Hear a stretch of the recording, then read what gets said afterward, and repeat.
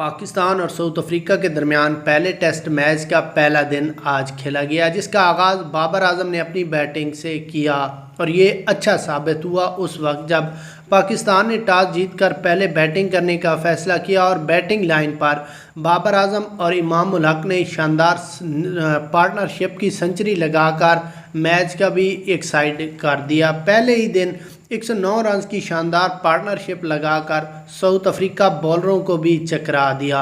उन्हें कभी वो स्विंग कराते, कभी फास्ट बॉलर आ जाता, कभी स्पिन आ जाता, कभी वो गुगली मारते कि कहीं आज बाबर को आउट कर दें, लेकिन नाम आउट का तो बाबर आजम ले भी नहीं रहे थे।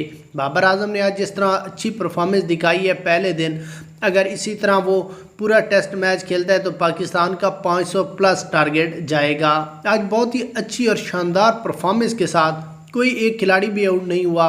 इमाम उल हक और बाबर आजम ने 109 रन की पार्टनरशिप की और 109 रन पर ही इख्तिताम किया पहले दिन का। अब 109 से आगे दूसरा दिन शुरू होगा कल।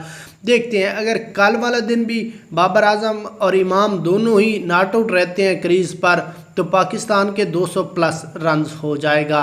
इससे पाकिस्तान का टारगेट बहुत मजबूत हो जाएगा और जीतने के भी ज़्यादा इम्कान है, क्योंकि साउथ अफ्रीका की बैटिंग लाइन कहते हैं बहुत ही अच्छी है और उससे जीतना बहुत मुश्किल है। अब आप कमेंट्स में बताएं बाबर की बैटिंग और पाकिस्तान की जीत आपको कितने फीसद लग रही है।